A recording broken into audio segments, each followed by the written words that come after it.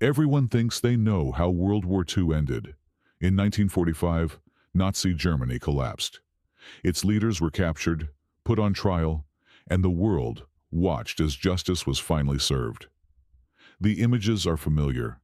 Courtrooms, sentences, executions. A clean ending to one of the darkest chapters in human history. But that version of events is incomplete. Because while the world focused on a handful of high-ranking officials in Nuremberg, something else was happening quietly, almost invisibly. Thousands of men who had served the Nazi regime, not just soldiers, but officers, administrators, intelligence operatives, and scientists, were never put on trial. Some blended back into civilian life, some fled across continents, and some were taken in, protected, and given new identities by the very countries that had just fought against them. This wasn't an accident. It wasn't a failure of logistics.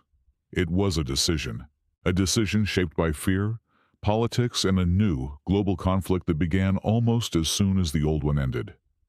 Because by 1946, the Allies were no longer united by victory. They were divided by suspicion. The Cold War was beginning, and in that new world, former enemies could quickly become assets. Men like Werner von Braun, who had developed the V-2 rocket for Nazi Germany using forced labor, would later become one of the leading figures behind the American space program.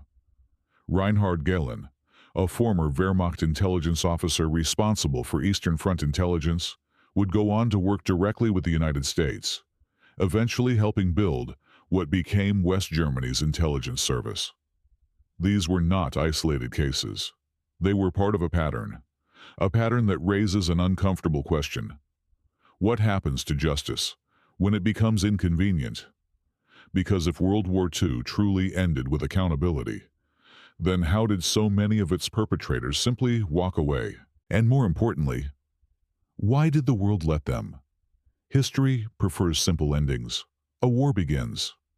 A war ends. The guilty are punished. The world moves on.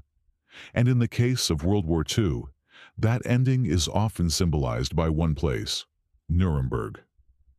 The Nuremberg trials are remembered as the moment the world held Nazi leaders accountable, a legal milestone where crimes against humanity were defined, documented, and punished. But here's what's often left out. Between 1945 and 1946, only 24 major Nazi officials were tried in the main Nuremberg trial. 12 were sentenced to death. Others received prison sentences. A few were acquitted. It looked like justice. But it was also selective. Because the Nazi system wasn't built by 24 men. It involved millions. From SS officers and camp administrators, to bureaucrats who signed deportation orders, and industrialists who profited from forced labor. And yet the vast majority of them were never brought before a court. Even when additional trials followed, conducted by the United States in Nuremberg between 1946 and 1949, the total number of defendants remained relatively small compared to the scale of the crimes. At the same time, across Europe, the process of denazification began. In theory, it was meant to remove former Nazis from positions of power and rebuild society on new foundations. In practice, it quickly became inconsistent. By the late 1940s, the process was already losing momentum. Many individuals who had been classified as participants in the regime were reclassified as followers, a category that allowed them to return to normal life. Judges returned to courtrooms. Teachers returned to classrooms. Officials returned to government offices, not because their past had been fully investigated, but because the system needed to function. This is the part of the story that complicates the myth. Justice was not abandoned entirely, but it was limited, prioritized, controlled, and in many cases, quietly reduced. Because the question was no longer just, how do we punish the guilty? It became something else. How do we rebuild a country when so many of its people were involved? And that question didn't have a clean answer.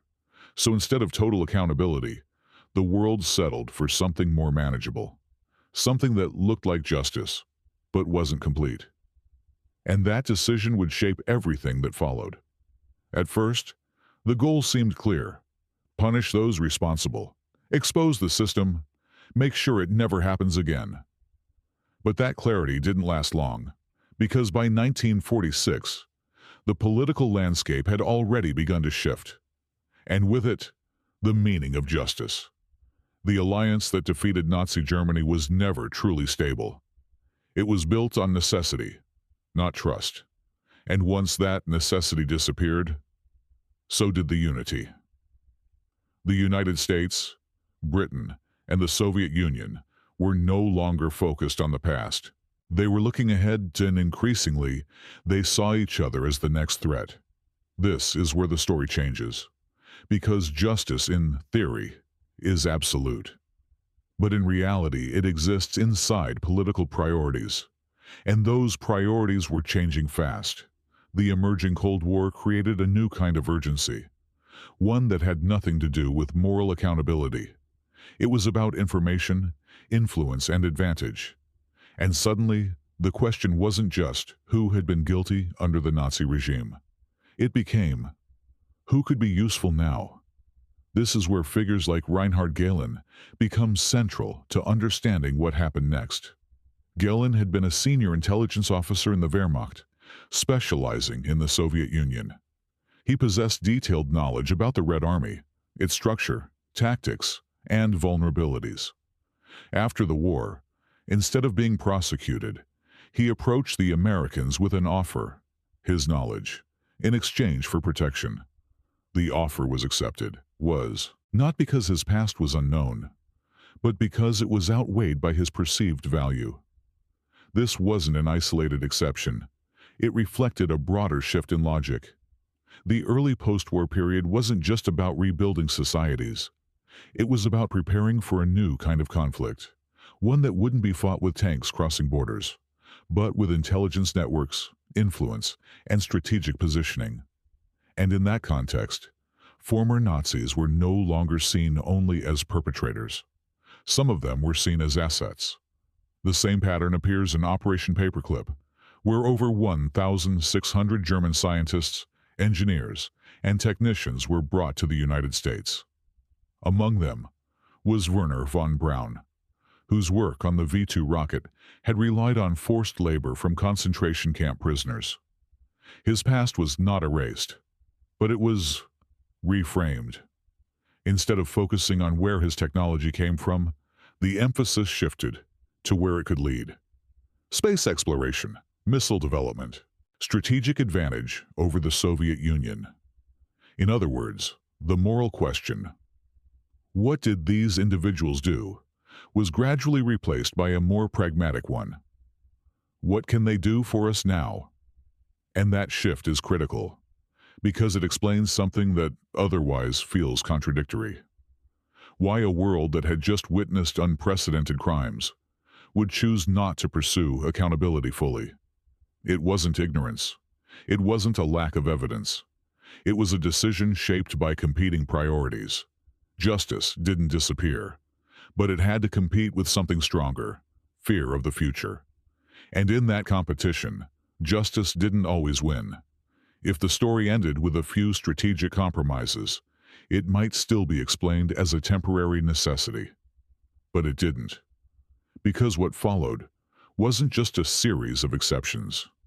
It became a system that step by step made it possible for thousands of people connected to the Nazi regime to avoid accountability entirely. Some of them were recruited, some were quietly reintegrated, and many simply disappeared. Not because they were invisible, but because no one was really looking anymore. To understand how this happened, you have to look at how quickly priorities shifted after 1945.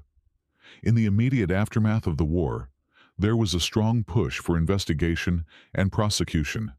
Lists were created, records were collected, witnesses were interviewed. But large-scale justice requires something very specific: time, resources, and political will. And by the late 1940s, all three were fading. Germany was no longer just a defeated country. It was becoming a frontline state in a divided Europe. Rebuilding it, economically, politically, and administratively, became urgent, and that created a problem. Because removing everyone connected to the Nazi system would have meant dismantling the entire structure of society. Courts wouldn't function, schools wouldn't operate, government offices would be empty. So instead of complete removal, a different approach emerged: reclassification. Under denazification programs, individuals were sorted into categories, from major offenders to followers. On paper, it looked like a thorough system. In reality, it became a way to reduce responsibility. By the early 1950s, the majority of those initially investigated were no longer considered serious offenders. Many were redefined as people who had simply gone along with the system. And once labeled that way, they were allowed to return. This is where the line between justice and practicality begins to blur. Because reclassification wasn't always based on new evidence. It was often driven by necessity. A functioning society needed judges. So former judges were reinstated. It needed administrators. So former administrators returned. It needed stability more than it needed accountability. At the same time, another process was unfolding, less visible but equally significant: escape. Networks later known as rat lines helped former SS members and officials flee Europe, often through Italy and into South America. Figures like Adolf Eichmann, one of the key organizers of the Holocaust, managed to live for years under a false identity in Argentina before being captured in 1960. Joseph Mengele, the Auschwitz doctor, evaded capture entirely, moving between countries and dying decades later without ever standing trial. These weren't isolated failures. They were symptoms of a system that no longer treated pursuit as a priority, because by then, the urgency had shifted. The focus was no longer on what had happened during the war, but on what might happen next. And in that environment, justice didn't just slow down. It became selective. Some were pursued, some were ignored, and some were quietly absorbed into the new world that was being built. Which leads to a deeper question: not just how they escaped, but why so many institutions, across different countries, allowed it to happen. Because when you look closely, the pattern isn't chaotic, it's consistent. And consistency suggests something uncomfortable. This wasn't just a failure of the system. It was how the system chose to function. For decades, the public image of post-war justice remained focused on the trials, courtrooms, testimonies, sentences. But behind that image, there was another reality, one defined not by action, but by absence. Because the most revealing part of this story isn't just who was punished. It's who wasn't. Not the high-ranking officials whose names appeared in history books, but the thousands of mid-level participants who made the system function. The officers who organized deportations, the administrators who processed paperwork, the guards who enforced the rules. They weren't always hidden. Many of them returned to ordinary life in plain sight. And this is where the narrative becomes uncomfortable, because it challenges a deeply rooted assumption that guilt, once exposed, inevitably leads to consequences. In reality, it often depended on something else entirely: visibility. The people who stood trial in Nuremberg were not just guilty. They were symbolic. They represented the regime in a way the world could understand. Punishing them sent a message. But prosecuting everyone involved would have required something far more complex, confronting how widespread that involvement really was. And that would have meant acknowledging that the system wasn't sustained by a handful of individuals, but by an entire structure of participation. So instead, the focus remained narrow. And over time, that narrow focus created a kind of psychological closure, a sense that the chapter had been addressed, even if it hadn't been fully resolved. Meanwhile, many of those who had played a role simply continued their lives. Some stayed in Germany. Others moved abroad. Most avoided attention, not because their actions were unknown, but because pursuing them was no longer a priority. This is the part of history that rarely becomes the headline.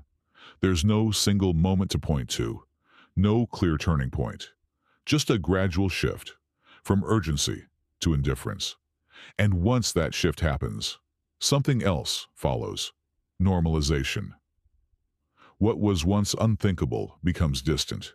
What was once urgent becomes optional, and accountability becomes selective. Which raises a difficult question. If justice depends on attention, what happens when attention moves on? Because by the time the world started asking again, in the 1960s and beyond, many of those responsible were already gone. Some had died, some had disappeared, and some had lived entire lives without ever being questioned. Not because they were innocent, but because the moment to hold them accountable had passed. And once that moment is gone, it doesn't come back. At some point, this stops being just a story about the past. Because the deeper you look at what happened after World War II, the clearer it becomes. This wasn't only about Nazis escaping justice. It was about how systems make decisions when morality collides with necessity. On paper, the principles were clear. Crimes against humanity should be prosecuted. Responsibility should be established. Justice should be universal. But in practice, none of those principles existed in isolation. They competed with something else: stability, reconstruction, geopolitics. And when those priorities came into conflict, the outcome wasn't random. It followed a pattern. Justice was applied where it was visible, reduced where it was inconvenient, and quietly set aside where it interfered with larger goals. This isn't unique to World War II. It's a recurring dynamic in history. Moments of moral clarity are often followed by periods of compromise, not because people forget what happened, but because they start asking a different question. What do we need now? And that shift matters, because it changes how responsibility is treated. Instead of being absolute, it becomes conditional. Instead of being universal, it becomes selective. And once that happens, the meaning of justice itself begins to change. It becomes less about accountability and more about function. Who can be punished without disrupting the system? Who cannot? Who represents the past? And who might still be useful in the future? These are not moral questions. They are strategic ones. And after 1945, they shape decisions across governments, institutions, and societies. That's why the story of post-war justice feels incomplete. Not because nothing was done, but because what was done was only part of the picture. The rest was negotiated, adjusted, sometimes ignored. And this leads to the final, uncomfortable realization. The idea that World War II ended with justice isn't exactly false, but it isn't entirely true either. It's a simplified version of a far more complicated reality, one where justice existed, but only within limits. Limits defined not by what was right, but by what was possible, and sometimes by what was convenient. So when we look back at 1945, we don't just see the end of a war. We see the beginning of a different kind of story, one where the lines between justice and compromise were no longer clear, one where the world chose stability over completeness, and one where thousands of people who had been part of one of the darkest systems in history simply moved on. Not because they were forgiven, not because they were forgotten, but because, at a certain moment in time, holding them accountable stopped being the priority. And that might be the biggest misconception of all. Not that justice was served, but that it was ever meant to be complete.